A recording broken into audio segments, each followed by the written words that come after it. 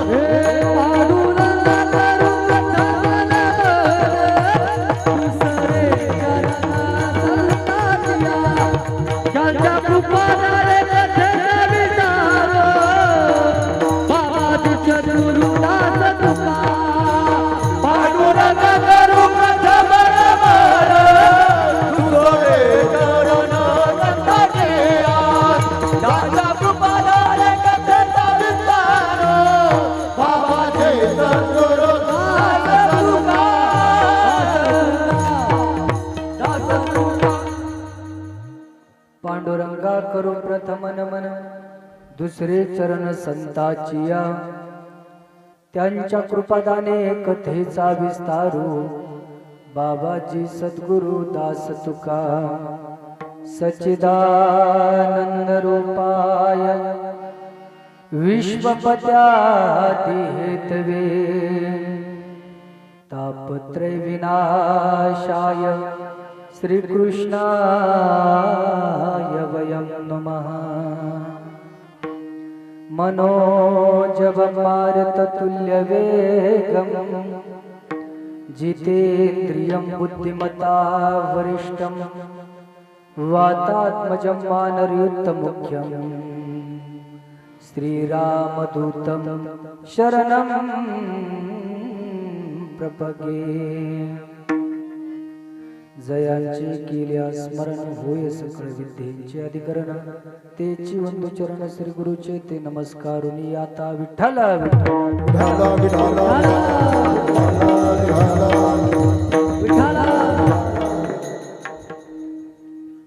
Apulia हिता जो असे जागता, धन्य माता पिता तयाचिया। कुळी कन्या पुत्र होती जे सात्विक, तयाचा हरिक वाटे देवा। आजच्या पवित्र वर्ष श्राद्धाच्या कीर्तनरूपी सेवेसाठी घेतलेला अभंग, निवडलेला अभंग देहूचे सुप्रसिद्ध साधुवारकरी धर्माचे कळस, जगतवंदनीय विश्ववंदनीय देवप्रिय संतप्रिय जगतप्रिय संत शिरोमणी जगद्गुरु तुकोबराय यांचा 4 चरणाचा अभंग प्रस्तुत कीर्तनरूपी सेवेसाठी घेतला आहे, निवडला आहे। नॉर्मल थोडा इको ठेवा। या अभंगातून जगद्गुरु तुकोबराय कर्तबदार मुलाच्या आईवडिलांना धन्यता देतात। ऐका, ज्याला हित कळलं, जो हिताच्या ठिकाणी जागा आहे, त्याला धन्यता नाही, त्याला प्राधान्य नाही। त्याच्या परिवारासकट, त्याच्या कुळासकट, त्याच्या माय बापांना धन्यता तुकोबराय अभंगातून देतात। हित साधनं कशाला म्हणतात लक्ष देऊन ऐका। जोपर्यंत तुम्ही मंदिरामध्ये जाता ना, याला हित साधनं म्हणत नाही। ऐका, ज्या दिवशी मंदिरातला देव तुमच्या घरी येईल ना, नक्कीच त्या दिवशी तुम्ही तुमच्या जीवनातला हित साधलं। या गुरुजी या, खूप धावपळ झाली गुरुजींची बी, आता काय, चला बस। विठ्ठल विठ्ठल विठ्ठल।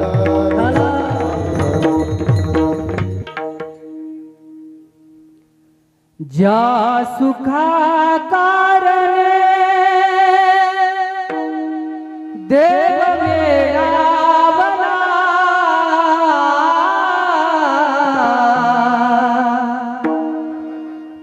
वैकुंठ सोडोनी संत सदनी राहिला।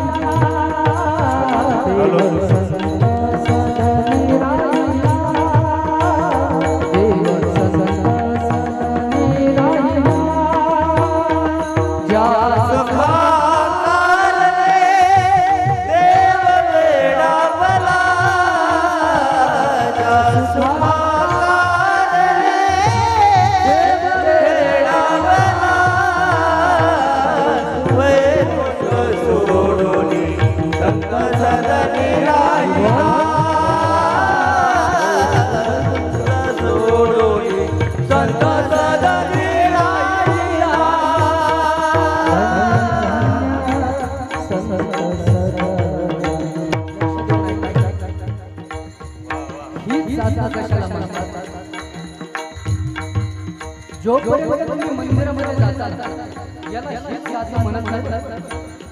ज्या दिवशी मंदिरातला देव तुमच्या घरी येईल ना, त्या दिवशी तुम्ही तुमच्या जीवनामध्ये हित साधता। फार गोड उदाहरण सांगतो ऐका। शबरी कधी अयोध्येला गेली नाही, अयोध्येचा राजा स्वतःहून शबरीच्या ज्योतीमध्ये उभा राहिला। केवळ कधी अयोध्येला गेला नाही, या विश्वाचा मालक अखिल कोटी ब्रह्मांड नाही स्वतःहून केवक्याच्या दारामध्ये उभा राहिला। हातीच्या अंतरावर पंढरपूर होतं, पण सावता महाराजांना कधी पंढरपूरला गेले नाही। कधी कधी त्यांनी सावता महाराजांचं चरित्र वाचा। यामुळे तो पंढरपुरातला देव या विश्वाचा मालक सावता महाराजांच्या घरी आला. काल्याच्या कीर्तनामध्ये तुम्ही ऐकलं असेल, अरे गवळणी सुद्धा कधी मंदिरामध्ये गेल्या. गुरुजी गवळणी ज्या ठिकाणी गेले त्या ठिकाणी तो मंदिरातला देव कृष्ण कन्हैया मुरलीधर गोपालच्या ठिकाणी आला. माझे तुकोबर आहे, ऐका, भंडारा डोंगरावर गेले देव, भंडारा डोंगरावर गेला. तुकोबर रामचंद्र डोंगरावर गेले देव, रामचंद्र डोंगरावर गेला. याला हीच साधना म्हणतात, याला देव चिंतन म्हणून. ऐका, ये जरूरी नहीं कि आप हर रोज मंदिर जाए. माझं वाक्य लक्ष देऊन ऐका. ये जरूरी नहीं कि आप हर रोज मंदिर जाए. कर्म ऐसे होने चाहिए आप जहां जाए मंदिर वहां बन जाए. तुम्ही जातान तिथं नाही मंदिर, पण मंदिराचं वातावरण ज्या दिवशी तयार होईल ना, नक्कीच तुम्ही तुमच्या जीवनामध्ये हीच साधना. मी एक वाक्य नेहमी सांगतो, ऐका. माणसाचे कपडे स्वच्छ असो किंवा नसो, ऐका, पण माणसाचं मन मात्र स्वच्छ पाहिजे. त्याचं कारण तुम्हाला सांगतो, ऐका. स्वच्छ कपड्याची स्तुती हा समाज करत असतो, पण स्वच्छ मनाची स्तुती स्वतः भगवान परमात्मा करत असतो. आणि त्याही पेक्षा महत्वाचं वाक्य सांगतो, ऐका. तुम्ही जर बाहेरून निर्मळ झाला ना, तर तुम्हाला मंदिरामध्ये देवाकडे जावं लागेल.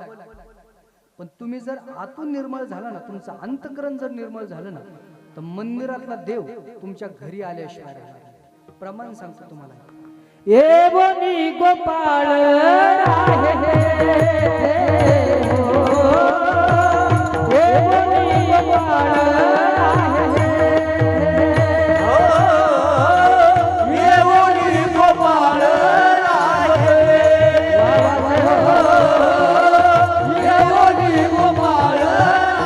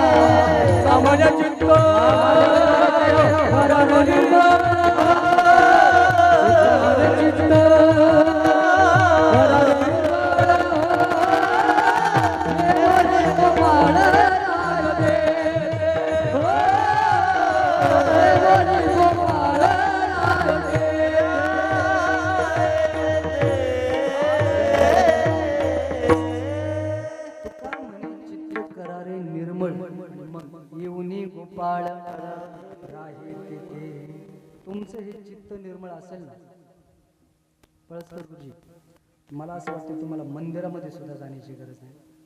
काय गोड एक भावगीत आहे, ऐका. कशासाठी येऊ देवा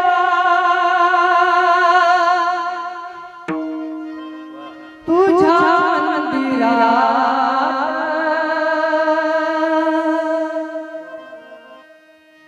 मूर्ती तुझी वसते माझ्या, मूर्ती तुझी वसते माझ्या नित्यांतरा.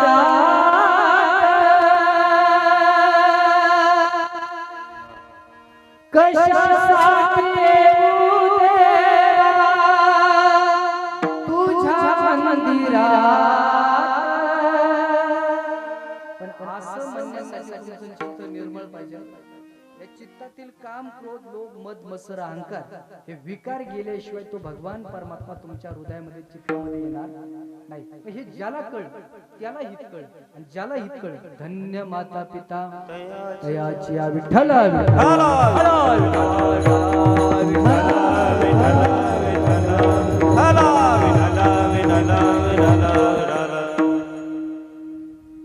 आज आपल्या निमोनी या गावामध्ये परमपूज्य परमादरणीय वैकुंठवासी बापूराव काळे उर्फ नाना यांना या परिवारातून जाऊन आज 2 वर्ष झालेले आहे. त्यांच्या द्वितीय पुण्यस्मरणाच्या निमित्तानं काळे परिवारानं त्यांच्या दोन्ही मुलांनी रमेश भाऊ असतील संतोष भाऊ असतील आपल्या वडिलांच्या कृतज्ञतेतून उत्तीर्ण होण्यासाठी भव्य दिव्य असा एक दिवसीय कीर्तन महोत्सव या ठिकाणी आयोजित केलेला आहे. नक्कीच हा कार्यक्रम पाहून हे नियोजन पाहून नानांना स्वर्गामध्ये आनंद वाटला असेल, समाधान वाटलं असेल. ते म्हणत असेल आज मला या परिवारातून जाऊन 2 वर्ष झाल्यात, 2 वर्षानंतर माझ्या दोन्ही मुलांनी एवढा गोड एवढा सुंदर कार्यक्रम आयोजित केलेला आहे. नक्कीच नाना स्वर्गातून या परिवाराला भरभरून आशीर्वाद देत असतील. कर्म धर्म तुम्हा असावे कल्याण, कर्म धर्म तुम्हा असावे कल्याण, कर्म धर्म तुम्हा असावे कल्याण, कर्म धर्म तुम्हा असावे कल्याण.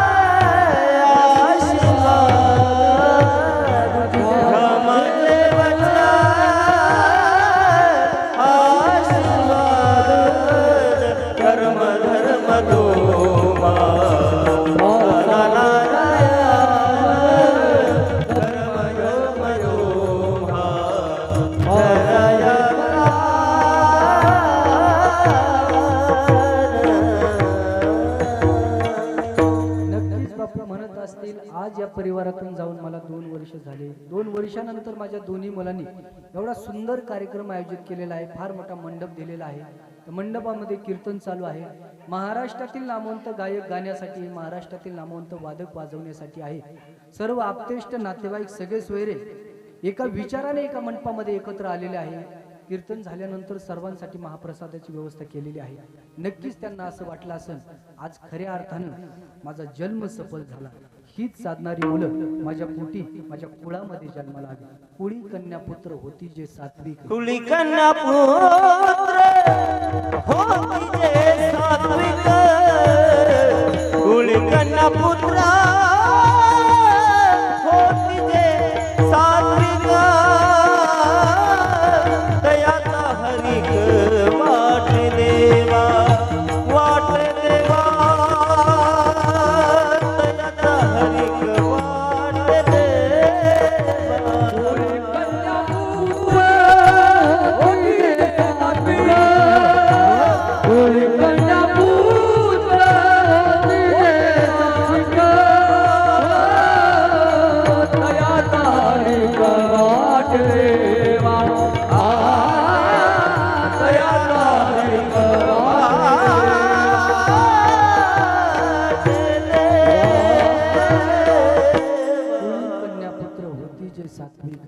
दयाचा हरिक वाटे देवा.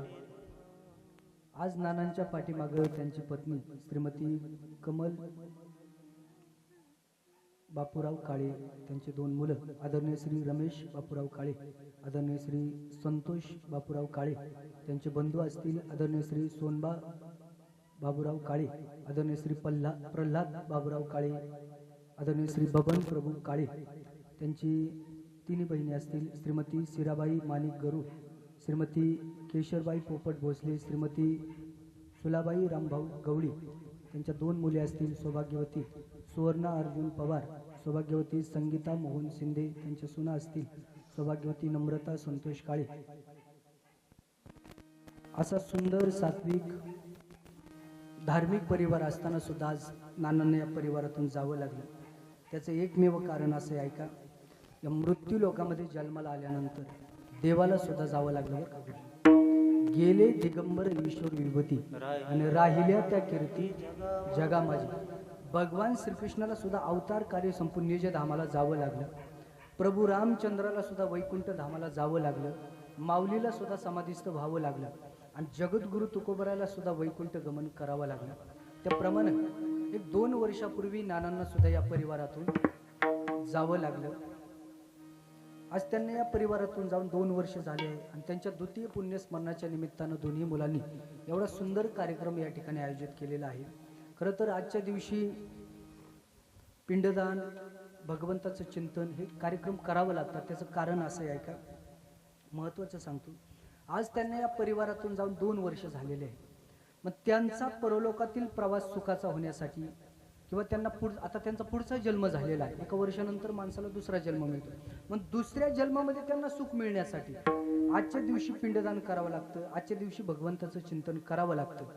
हे विधी जर आपण केले नाही, ऐका बरं, तर गेलेली व्यक्ती ही पिशा जीवनीला जाते आणि पिशा जीवनीला गेलेली व्यक्ती गावातील एखादा वैरी जरी असला ना त्याला त्रास देत नाही, त्याच्या मागं लागत नाही, मग घरातल्या माणसाला त्रास देते बरं का गेलेली व्यक्ती. महाराजांचं प्रमाण आहे, आहकटा त्यांचे करती पितर वंश दुराचारी पुत्र झाला. पितर आपल्या घरच्यांची बोट मोडतात बरं का गेलेली माणसं, जर त्यांचा विधी आपण केला नाही तर. आजच्या दिवशी जर गरुड महाराज विधी केला नाही तर त्यांना नाशिक त्र्यंबकेश्वरला जाऊन 3 दिवस मुक्कामी राहून नाग, बली, काल, सर्प हे विधी करावं लागतात. आजच्या दिवशी जर आपण विधी केला नाही, ऐका, जर पितरांचं आपण पाहिलं नाही, विधी केला नाही, तर त्या परिवारामध्ये कधी सुख, शांती, समाधान मिळत नाही. त्या परिवारामध्ये सतत वाद होतो, सतत भांडण होतात. त्या परिवारामध्ये कधी पैसा टिकत नाही. त्या परिवारामध्ये चांगलं अपत्य जन्माला येत नाही. त्या परिवारामध्ये जे घरातला कर्ता माणूस आहे ना, रात्रीचे 12 वाजले तरी त्याला झोप येत नाही. असं जर होत असेल घरामध्ये तर समजायचं आपल्या घरामध्ये पितृदोष आहे. हा पितृदोष जाण्यासाठी शास्त्रामध्ये एकदम सोपा उपाय सांगितलाय, तो म्हणजे पिंडदान. आजच्या दिवशी जर आपण पिंडदान केला तर आपल्या पितरांचे ऋण फिटतात. माझे झाले गयावर्जन आणि फिटले पितरांचे ऋण. आपल्या पितरांचे ऋण फिटण्यासाठी किंवा पितृदोषातून मुक्त होण्यासाठी आज या ठिकाणी पिंडदान करावं लागतं. त्या निमित्ताने भगवंताचं चिंतन करावं लागतं, पहिलं कारण. दुसरं कारण असं आहे का, दशक्रिया विधी म्हटलं की 10 दिवसाचे 10 विधी केले जातात, 10 पिंड तयार करतात, ते दान करतात. तसं वर्ष श्राद्ध म्हटलं, गेलेल्या व्यक्तीच्या प्रित्यर्थ प्रत्येक महिन्याला आपण एक पितृ जेव घालतो, त्याला पितृदान म्हणतात. आणि 1 वर्षानंतर किंवा 2 वर्षानंतर त्या तिथीला आपण ब्राह्मण काकांना बोलून शास्त्रोक्त पद्धतीने विधी करतो. मग हा विधी करत असताना यामध्ये जर काही नून राहिलं, कमतरता राहिली, पिंड टाकताना चुकला, श्लोक म्हणताना चुकला, तर्पण करताना चुकला, अगदी गुरुजी तो किचकट विधी, बारीक विधी, नक्कीच आपल्याकडून काहीतरी चूक होते. पण भगवंताच्या नामस्मरणामध्ये एवढी ताकद आहे, तुकोबराय सांगतात बरं, जळती दोषाचे डोंगर शुद्ध होती नारी नर, गाती ऐकती सादर, ती पवित्र हरी कथा. नाम संकीर्तन साधन पै सोपे आणि जळतील पापे किंवा नामाचं कीर्तन साधन पै सोपे, नामाचं कीर्तन साधन पै सोपे, नामाचं कीर्तन साधन पै सोपे.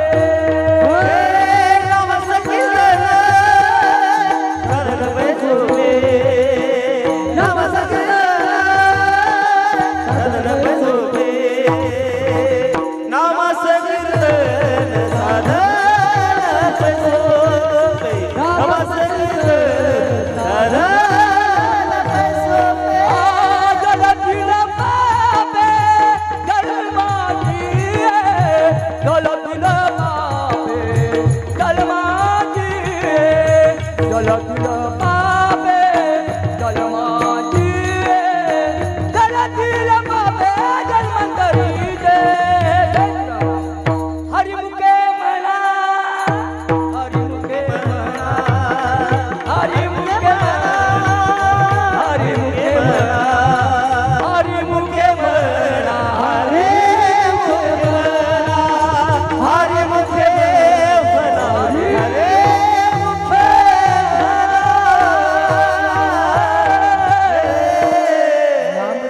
कीर्तन साधन पैसोपे आणि जळतील पापे जन्मांतरी किंवा घेता नाम विठोबाचे पर्वत जळती पापा एवढी ताकद भगवंताच्या नामस्मरणामध्ये आहे. मग हा जो विधी आणि निर्दोष पार पडण्यासाठी आज या ठिकाणी पिंडदान करावं लागतं. त्या निमित्ताने भगवंताचं चिंतन करावं लागतं. दुसरं कारण आणि तिसरं कारण असं आहे का वर्ष श्राद्ध म्हटलं की त्या निमित्ताने सर्व आप्तेष्ट नातेवाईक सगळे स्वरे या ठिकाणी उपस्थित असतात. त्यांना सुद्धा आपल्या मानवी जीवनातील कर्तव्य ज्ञात व्हावं या सगळ्या कारणांमुळे आजची ही कीर्तनरूपी सेवा या ठिकाणी करावी लागते. पण आम्हाला किती सांगा आमच्यात बदल होणार नाही. एक 10 दिवसापूर्वी माझा कार्यक्रम होता बरं का गुरुजीकडे जुन्नरला खामगावला. समोर असे एक वयस्कर आजोबा बसले होते. म्हटलं बाबा कधीपासून कीर्तन ऐकताय? बाबा म्हटले तुझ्यासारखे येणारे 2 महाराज मेल तेव्हापासून ऐकते म्हणले. म्हणले तुमच्यात काय परिवर्तन? म्हणले मी नेहमी सांगतो कीर्तन प्रवचन नुसतं ऐकू नका, ऐका कधीतरी ते जगण्याचा प्रयत्न करा. तुम्ही किती जरी प्रवचन ऐकले कीर्तन ऐकले ना आपल्यात परिवर्तन होणं शक्य नाही. जोपर्यंत तुम्ही कीर्तनातील विचार तुमच्या आचरणामध्ये आणत नाही त्यानुसार तुम्ही जर आचरण करत नाही ना तोपर्यंत माणसाच्या जीवनाचं परिवर्तन होणं शक्य नाही. बरं का माझे गुरु आदरणीय रामानाचार्य पारसजी महाराज मुत्ताईक नेहमी सांगतात वाक्य प्रवीण कीर्तन प्रवचन इज नॉट एंटरटेनमेंट इज एंटरमेंटेनन्स. हे मनोरंजन नाही, हे मनोरंजनाचं साधनच नाही, हे आत्मउद्धाराचं साधन आहे. इथला एक जरी शब्द तुमच्या कानावर पडला ना तर तुमच्या जन्माचं सार्थक झाल्याशिवाय राहणार नाही. जगातून उठलेली माणसं मी काय म्हणतोय ऐका इथे येऊन बसली आणि इथं आल्यानंतर त्यांचं जीवनच बदलून गेलं. या जगामध्ये कोणतीही गोष्ट तुम्ही आती करा काय होतं? माती. पण नामस्मरण ही अशी गोष्ट आहे किती आती करा माती नाही, तुमच्या जीवनाचं सोनं झाल्याशिवाय राहणार नाही. नाम घेता वाया गेला आईसा कोणी ऐकला. आणि आता तरी तुम्ही सगळेजण सावध व्हा, भगवंताचं नामस्मरण करा. कारण 2 लाटेतून आपण सगळेजण वाचले. तुकोबरात इतका कळकळीने आपल्याला सांगता सांगतो तुम्हाशी भजारे विठ्ठला नाही तरी गेला जन्म वाया. एका ठिकाणी नाथ महाराज सुद्धा फार गोड सांगतात. हे जरी नाही काल पुढे दुसरा येईल, हे जरी नाही काल हे जरी ऐकाल तर दुसरा येईल, हे जरी ऐकाल काळ बांधून ये सरसे बाबा सरत शेवटवा काळ बांधून रे सरत शेवटवा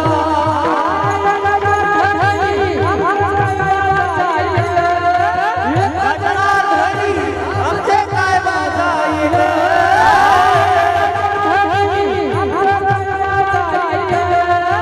एका जनार्दनी आमचे काय बाजाईल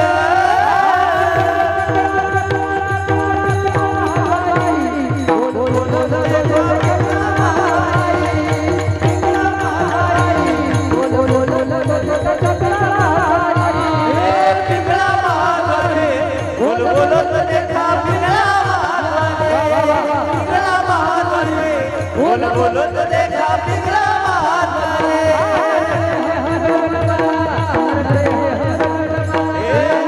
दुर्लभ झाला तर देह दुर्लभ झाला वर्षाची गणना शतवर्षाची गणना शतवर्षाची गणना शतवर्षाची गणना त्यामध्ये दुःख यातना त्यामध्ये दुःख यातना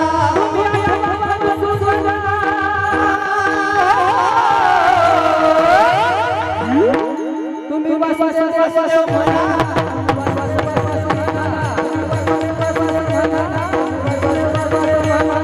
वासुदेव म्हणा तुम्ही वासुदेव म्हणा तुम्ही वासुदेव म्हणा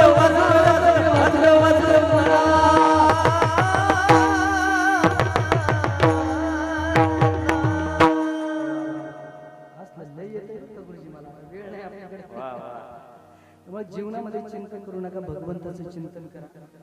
एक 11:30 वाजून 5 मिनिटं या ठिकाणी झालेले 12 वाजून 10 मिनिटांना थांबणार आहे, काळजी करायचं नाही. राहिलेले अर्धा तासामध्ये इतकं गोड चिंतन या अभंगाचं देणार आहे. कधी 12 वाजतील कधी अर्धा तास निघून जाईल तुम्हाला देखील कळणार नाही. का आपण ज्या लोकांमध्ये जन्माला आलो त्या लोकांचं नाव काय हो? मृत्यूलोक. करेक्ट, मृत्यूलोक. ऐका बरं. या मृत्यूलोकामध्ये ज्याचा जन्म झालाय ना, ऐका बरं, त्याला एक ना एक दिवस या जगातून जावं लागणार आहे. येथे नाही उरो आले अवतार, येथे नाही उरो आले अवतार, हे नाही उरो आले अवतार, हे नाही उरो आले अवतार.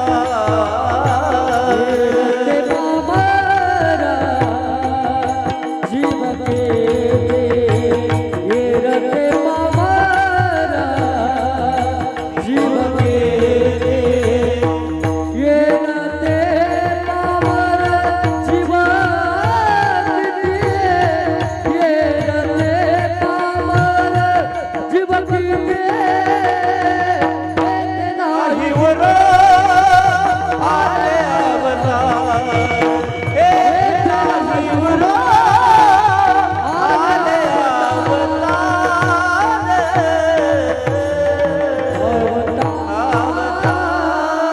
येथे नाही उरो आले अवतार आणि येर ते पामर. इथं अवतारांना सुद्धा जावं लागलं. तुमची आमची काय कहाणी. ज्ञानोबराय सांगतात, उपजे ते नाशे नाशिले ते पुनरपि दिसे. या पहा. हे हे घटिका घटका यंत्र जैसे परी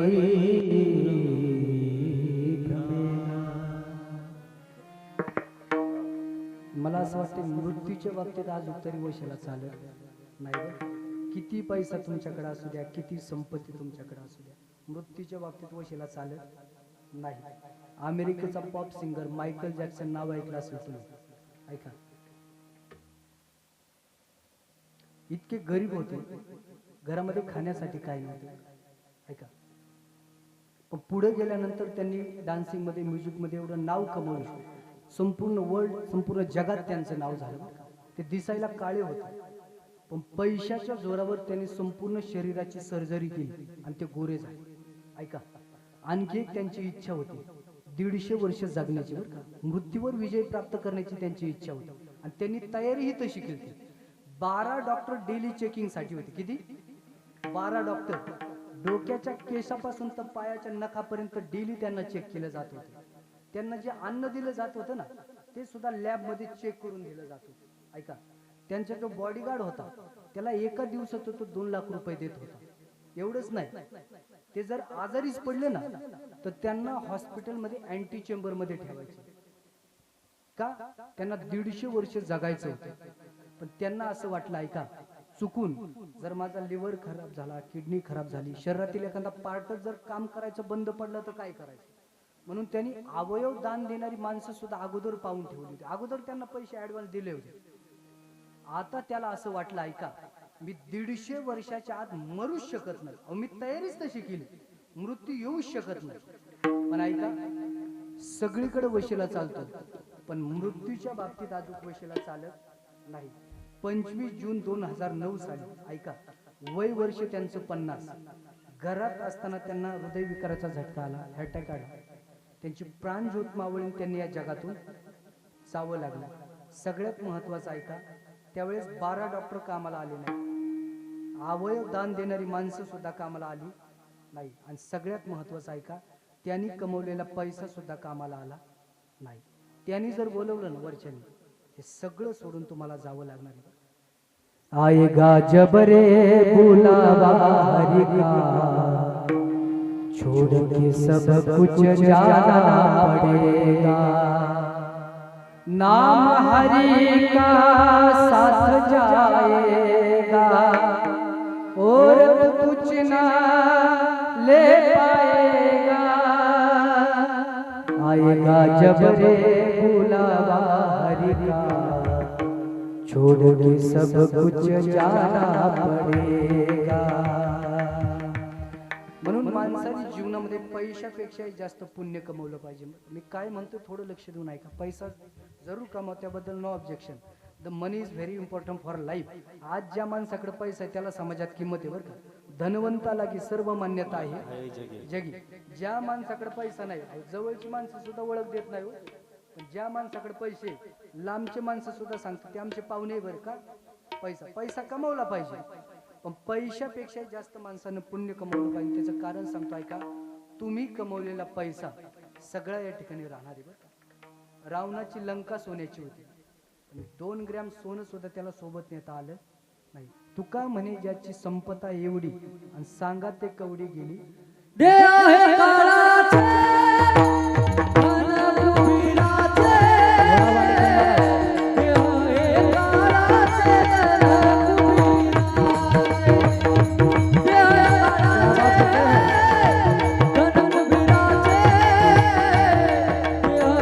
काळाचे धन कुबेराचे, दे आहे काळाचे धन कुबेराचे. धन कुबेराचे, देह हे काळाचे, धन कुबेराचे, देह काळाचे, धन कुबेराचे, देह हे काळाचे, धन कुबेराचे.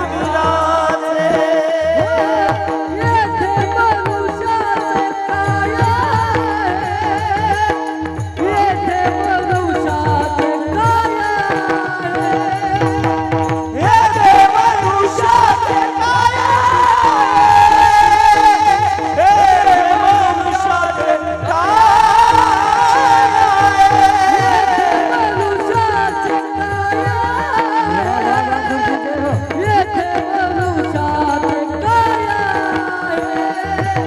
येथे मनुष्याचे काय आहे, हे देव मनुष्याचे काय आहे, हे मनुष्याचे काय आहे.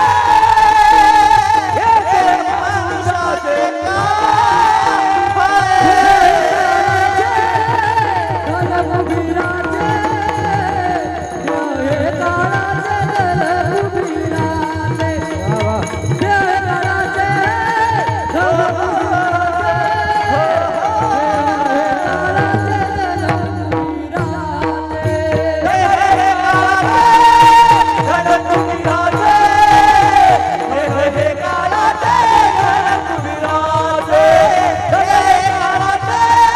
हे देव मनुष्याचे काय आहे, हे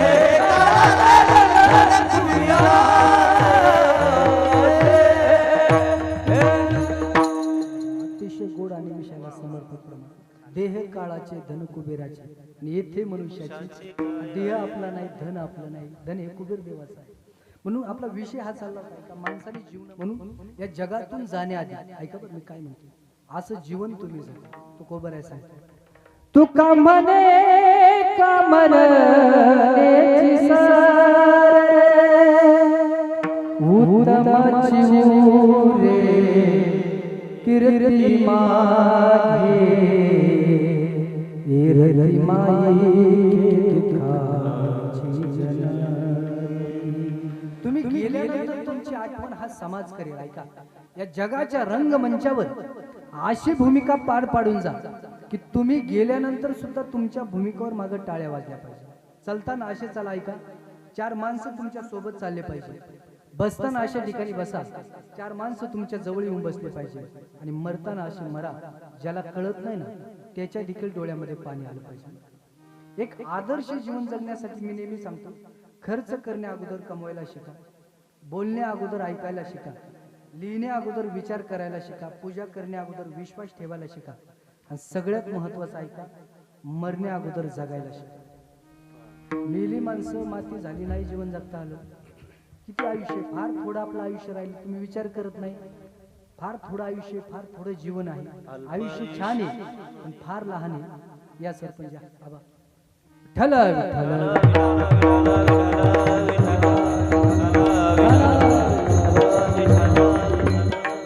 कोणत्या दिवशी या जगातून आपल्याला जावं लागेल कल्पना नाही. कोणता दिवस विलासजी महाराज आपल्याला शेवटचा दिवस आहे हो सुद्धा आपल्याला माहित नाही. बरं, आपण गेल्यानंतर पुन्हा या जगामध्ये आपली भेट होईलच हे सुद्धा आपल्याला माहित नाही.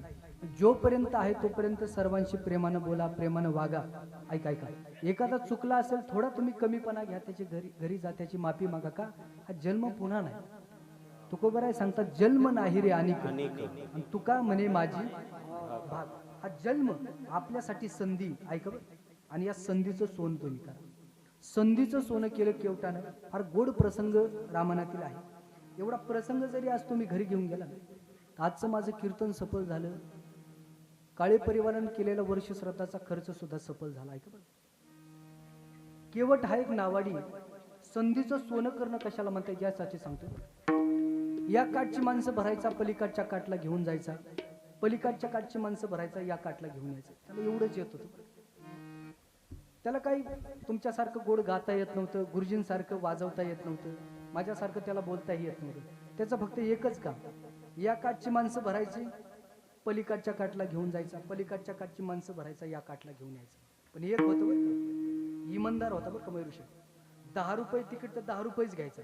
रात्रीच्या वेळेला जर आडला वडला तर 40 रुपये चार्ज लावत. हा गुण मात्र त्याचा घेण्यासारखा आहे. ऐका ऐका, त्या केवटाच्या जीवनात अशी संधी आली. हे विश्व ज्याच्या ताब्यात आहे ना, तो राम त्या केवटाच्या दारामध्ये येऊन उभा राहिला आणि केवटाला म्हणतो, ए केवटा, तुझे नाव पाहिजे रे. केवट म्हणला, मला नाही द्यायची ना. देव म्हटलं, केवटा, आम्हाला गंगेच्या पलीकडच्या काठाला जायचं आहे. माझ्याबरोबर माझी पत्नी सीता आहे, माझा छोटा भाऊ लखन आहे, दे ना नाव. केवट म्हणला, मला नाही द्यायची ना. आता लक्ष्मण रागीट आहे, तुम्ही रामायण वाचा. लक्ष्मणाला राग आला. लक्ष्मण म्हटला, का रे केवटा, तू का नाव देत नाही? तुला माहिती आहे का कोण आहे? अरे ज्यांच्या पायाखाली गंगा वाहते तो राम आहे. यांना भेटण्यासाठी हिमालयामध्ये ऋषीमुनी एका पायावर तपश्चर्या करतात. पण त्यांच्या स्वप्नात देखील न जाणारा राम तुझ्या दारात आला, तू नाव देत नाही. केवट म्हणला, माझी नाव आहे, मी मालक आहे, मला नाही नाव द्यायची. अहो इथं कित्येक नाव आहे, तुम्ही दुसरीकडे जा ना. आणि माझ्याच गावात येऊन माझ्यावरच डेअरिंग करता, हे बरं आहे. देव म्हटले, का रे केवटा, नाव द्यायला अडचण काय? केवट म्हणला, देवा खरं सांगू, नाव द्यायला हरकत नाही, पण तुमच्या मागच्या महिन्यातलं चरित्र असं मी ऐकलंय. तुमचा पाय एका दगडाला लागला देवा, मी असं ऐकलं त्या दगडाची बाई झाली.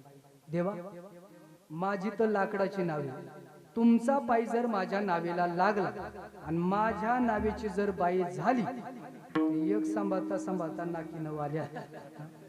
देवा, मी दुसरी सांभाळू शकत नाही, माझी परिस्थिती नाही. मग देव म्हटले, केवटायला उपाय नाही का?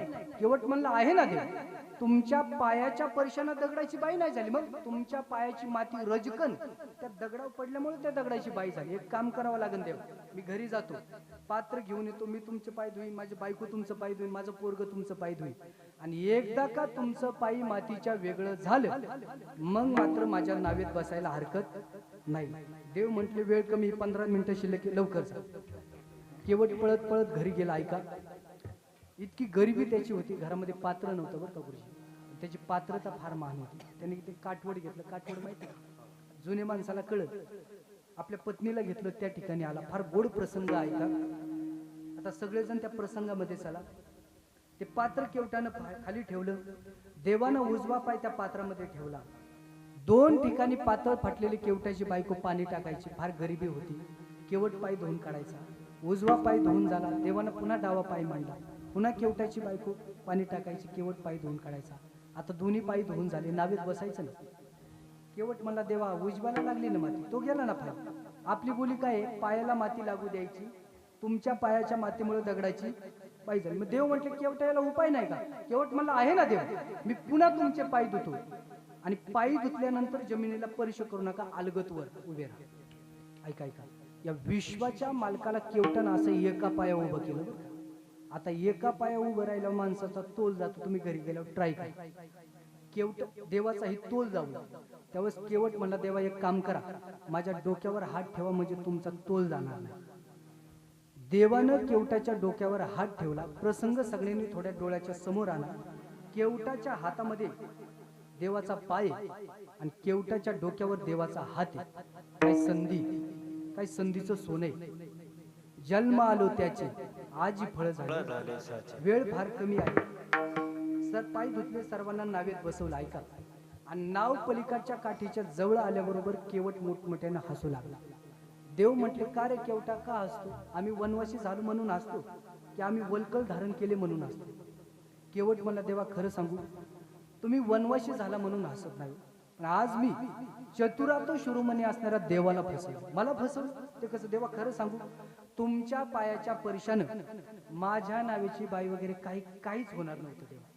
त्या आईला गौतम ऋषीचा शाप होता, तिने अस्तुभान नावाचं पाप केलं होतं, त्यामुळे ती शिळा होऊन पडली. पुन्हा उष शाप दिला.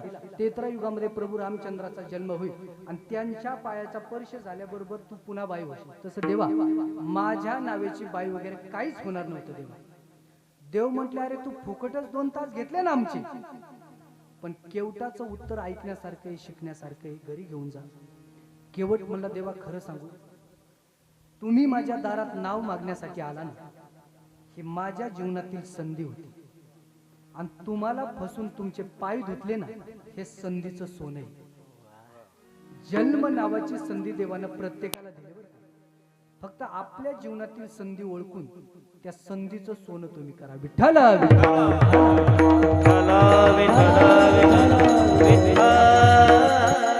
तुम्हाला कळलं महाराज, जन्म मिळाला म्हणजे संधीचं सोनं केलं पाहिजे, जन्म मिळाला म्हणजे हित साधलं पाहिजे. पण तुम्ही जर जीवनामध्ये हित साधलं तर तुम्हाला काय मिळेल? अभंगाचं प्रथम हा बोलिया घेता जो असे जागता, हा बोलिया घेता जो असे जागता,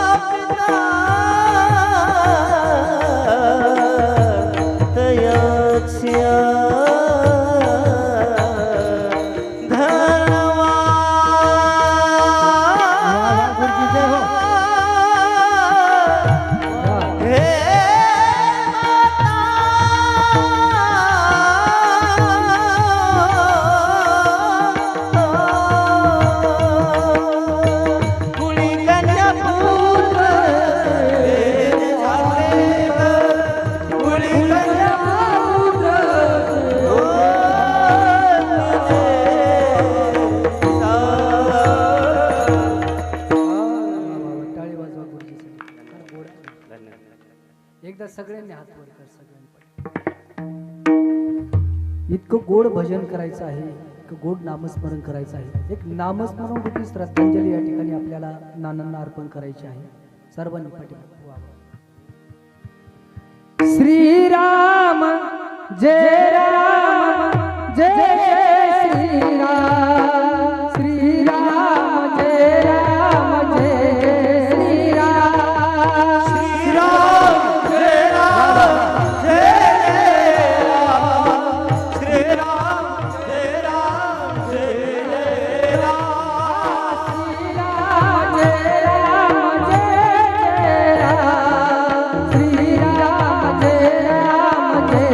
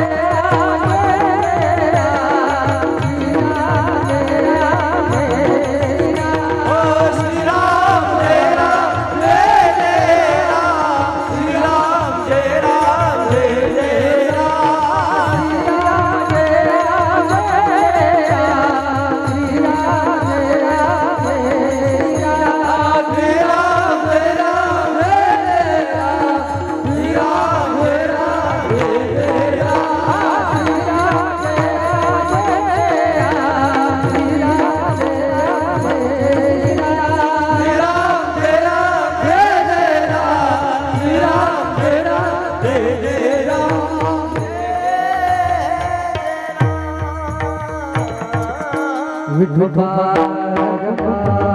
आणि विठोबा रखुमाई, विठोबा रखुमाई, विठोबा रखुमाई, विठोबा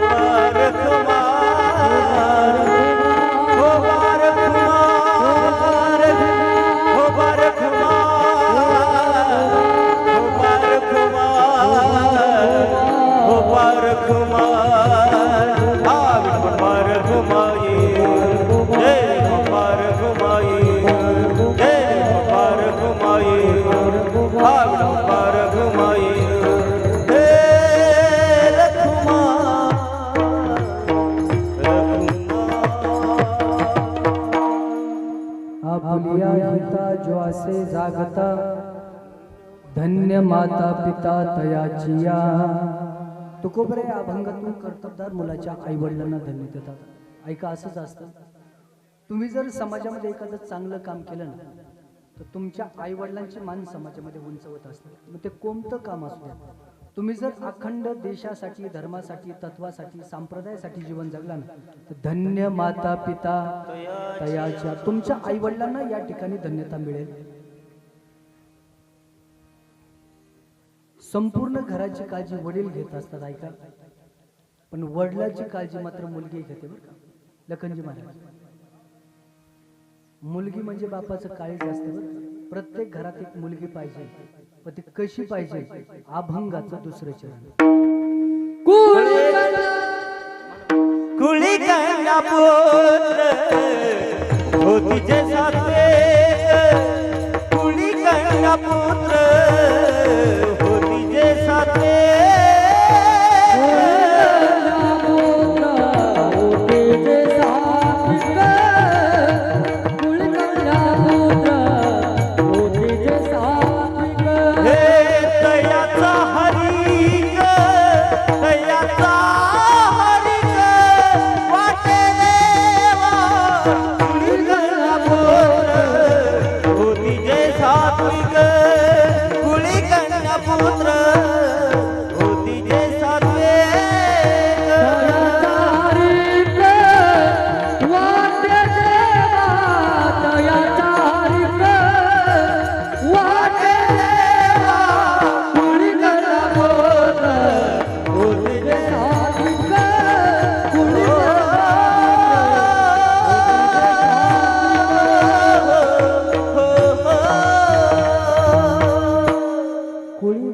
पुत्र होती जे सात्विक, तयाचा हरिक वाटे दिवा. कुळामध्ये सात्विक कन्या पुत्र जन्माला यावे. जी वाट स्वतः तो भगवान परमात्मा पाहत असतो. देवाला सुद्धा त्यांचा हर्ष वाटतो. तयाचा हरिक वाटे दिवा. सगळ्यात महत्वाचा मुद्दा आहे का म्हटले तुकोबराय धन्य माता पिता तयाच्या. का तुकोबराय आई वडिलांना धन्यता देतात. कारण सांगतो, सेवेला पूर्णविराम देतो. ऐका, विश्वामध्ये, जगामध्ये आई वडिलांसारखं दैवत नाही. मी काय म्हणतो ऐका. तुका म्हणे माय बापे आणि अवघी देवाची स्वरूपे. आई वडील म्हणजे साक्षात देवाचं स्वरूप. मातृदेव भव पितृदेव भव. आईच्या चरणावर सर्व तीर्थाचं पुण्य आहे. ऐका, आणि वडिलांच्या चरणावर सर्व देवाचं पुण्य. कुठं अयोध्या काशीला सुद्धा तुम्हाला जाण्याची गरज नाही. घरी आपल्या मायबापांची सेवा करा. तुमचं घर मंदिर झाल्याशिवाय राहणार नाही. आणि त्या मंदिरामध्ये एक दिवस देव आल्याशिवाय राहणार. माय बाप केवळ काशी तेने न जावे. काय संतांची शब्द आहे, वचन आहे. ऐका, ज्ञानोबराय सांगतात. ऐका,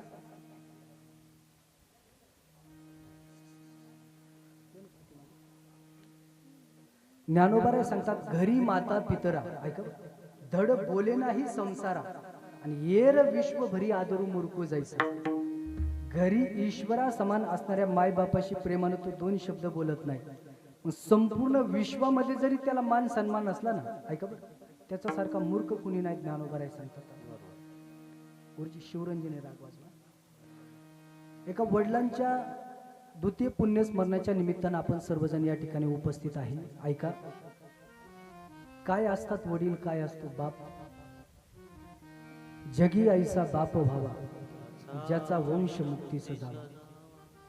किंवा बाप करी जोडी लेकुराची ओढी आणि आपुली करवंडी वाळवणी. बाप कधी स्वतःसाठी जीवन जगत नाही गुरुजी. बाप फक्त आपल्या लेकरासाठी, आपल्या कुटुंबासाठी जीवन जगत असतो. काय एक कविता गोड आहे, सुंदर आहे, ऐका. बाप तळणार बाप पेटती मशाल बाप जागतो घर झोपते खुशाल. बाप असा त्याग कधी नाही. बाप कधी तुम्हाला आयुष्यात रडताना दिसत नाही. आणि एक जीवनामध्ये असा क्षण येतो की ती क्षणाला कितीही कठोर अंतःकरणाचा बाप असू द्या दादू, त्या बापाच्या डोळ्याला धारा लागल्याशिवाय राहत नाही. बाप साठवितो अश्रू वाट पाहित्या क्षणाची जन्मभर लेक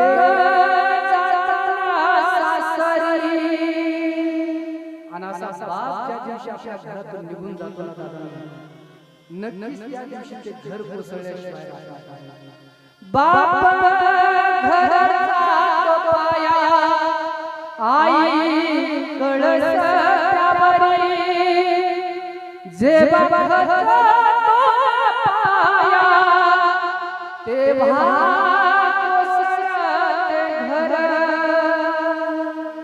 एक 2 वर्षापूर्वी या परिवारातील नाना निघून गेले. ज्याला हात नाही त्याला विचार हाताची किंमत, ज्याला पाय नाही त्याला विचारा पायाची किंमत, ज्याला डोळे नाही त्याला विचारा डोळ्याची किंमत, आणि ज्याच्या जीवनात बाप निघून गेला ना त्याला विचारा डोळ्याची बापाची किंमत. बापासारखं प्रेम या विश्वामध्ये कोणी करू शकत नाही. म्हणून बापाच्या डोळ्यामध्ये कधी पाणी येऊ देऊ नका. फार प्रेम करतो रे बाप. जोपर्यंत आहे तोपर्यंत आपल्याला कळत नाही बापाचं प्रेम. गेल्यानंतर बापाचं प्रेम कळत असतं. ऐका, ज्यावेळेस छत्रपती शिवाजी महाराज महाराष्ट्राचे राजे झाले, 32 मन सोन्याच्या सिंहासनावर राजे बसले. डोक्यामध्ये सोन्याचा मुकुट होता. सगळे किल्ले राजांच्या ताब्यात होते. आणि या महाराष्ट्राचा राजा छत्रपती शिवाजी महाराज रडू लागला. त्यावेळेस मासाहेब जिजाऊ म्हटले, राजे आज तर अतिशय आनंदाचा क्षण आहे. तुम्ही महाराष्ट्राचे राजे झालात, 32 मन सोन्याच्या सिंहासनावर तुम्ही बसलात, डोक्यामध्ये सोन्याचा मुकुट आहे आणि तुमच्या डोळ्यामध्ये पाणी. राजा म्हटले, मासाहेब आज आम्ही महाराष्ट्राचे राजे झालो, सगळे किल्ले आमच्या ताब्यात आहे. आणि हा सगळे क्षण, हा सुवर्ण दिवस पाहण्यासाठी तुमच्या कपाळावरचं कुंकू आमचा बाप आबासाहेब या जगात नाही, ते आज पाहिजे होते. ते जर असते ना, त्यांचं ऊर भरून आलं असतं आणि कौतुकाने माझ्या पाठीवर थाप मारली असते. मासाहेब अहो, हे सगळं वैभव आम्हाला नसतं मिळलं तरी चाललं असतं, पण आबासाहेबांची थाप आज पाठीवर पाहिजे होती. ते निघून गेले, फार आठवण त्यांची होती. म्हणून घरातून आई निघून गेल्यानंतर घर रिकामं वाटतं आणि जीवनातून वडील निघून गेल्यानंतर आपलं आयुष्य रिकामं वाटत असतं. 2 वर्षापूर्वी या परिवारातून नाना निघून गेल्यानंतर फार मोठं दुःख या परिवाराच्या वाट्याला आलं. आणि त्यांच्या द्वितीय पुण्यस्मरणाच्या निमित्तानं त्यांच्या दोन्ही मुलांनी, आदरणीय श्री रमेश भाऊ असतील, आदरणीय श्री संतोष भाऊ असतील, आपल्या वडिलांच्या कृतज्ञतेतून उत्तीर्ण होण्यासाठी भव्य दिवसा 1 दिवसीय कीर्तन महोत्सव या ठिकाणी आयोजित केलेला आहे. आजच्या या कीर्तनरूपी सेवेसाठी ज्यांची साथ संगत आहे, महाराष्ट्रातील अत्यंत दिग्गज कलाकार या ठिकाणी उपस्थित आहे. त्यामध्ये संगीत रत्न, संगीत विशारद, भजन सम्राट आदरणीय हरिभक्तपरायण विलासजी महाराज खंदारे गुरुजी अगदी आळंदीवरून या ठिकाणी गाण्यासाठी उपस्थित आहेत. तर त्यांच्यासाठी जोरदार टाळी वाजवा. फार धावपळ गुरुजींची झाली, अगदी थोडी मिसअंडरस्टँडिंग झाल्यामुळे फार धावपळ झाली. मी पण माफी मागतो. नाही काय अडचण नाही. फिरलो इकडेच सापडलं. अगदी तरी वेळेवर येऊन या ठिकाणी आपली सेवा समर्पित केली. फार गोड आवाज गुरुजींचा आहे. तार सप्तकमध्ये उंच गायन आहे. आळंदीमध्ये जर तुम्ही गेला फार मोठी संस्था त्यांची आहे. 100 विद्यार्थी त्यांच्याकडे गायनाचं शिक्षण घेतात. असे विलासजी गुरुजी या ठिकाणी गाण्यासाठी उपस्थित आहे. संगीत रत्न संगीत विशारद आदरणीय हरिभक्तपरायण लखनजी महाराज पवार या ठिकाणी गाण्यासाठी उपस्थित आहे. आता त्यांच्यासाठी टाळी वाजवा. ते सुद्धा आळंदीवरून या ठिकाणी सेवा देण्यासाठी उपस्थित आहे. आपल्या निमणे गावचं भूषण आदरणीय हरिभक्तपरायण संभाजी महाराज काळे दादा या ठिकाणी उपस्थित आहे. आदरणीय हरिभक्तपरायण कृष्णा महाराज पाटील या ठिकाणी गाण्यासाठी उपस्थित आहे. नाना महाराज आहे. आदरणीय हरिभक्तपरायण ज्येष्ठ कीर्तनकार राजेंद्र महाराज गरुड हे सुद्धा या ठिकाणी उपस्थित आहे. तसेच सुंदर अशी मृदुंगाची साथ ज्यांची आहे ते महाराष्ट्रातील एक नामवंत मृदुंग वादक मृदुंग सम्राट फार गोड ज्यांचं वाजवण्यासाठी हात आहे. आपल्या निमणे गावचं भूषण आदरणीय हरिभक्तपरायण विशालजी महाराज काळे या ठिकाणी वाजवण्यासाठी उपस्थित आहे. त्यांच्यासाठी टाळी वाजवा. तबल्याची साथ ज्यांची आहे ते महाराष्ट्रातील एक नामवंत तबला वादक अगदी तबला विशारद जवळपास त्यांच्याकडे 50 विद्यार्थी आपलं तबल्याचं शिक्षण घेतात.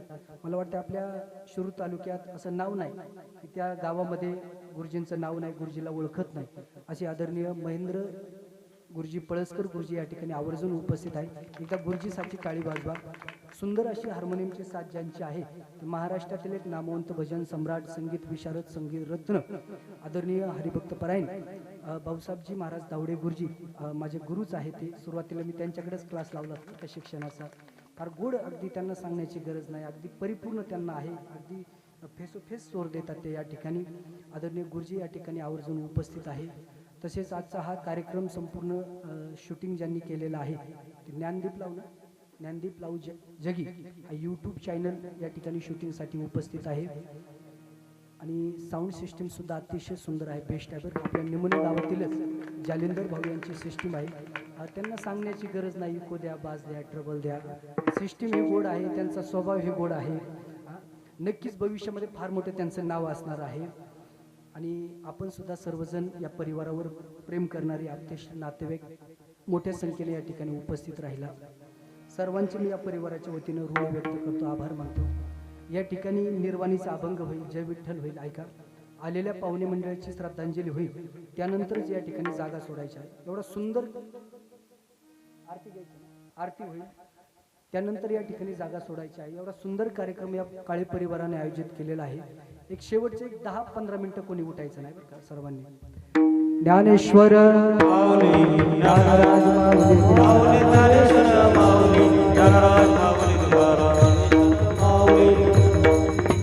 विठ्ठल जय जय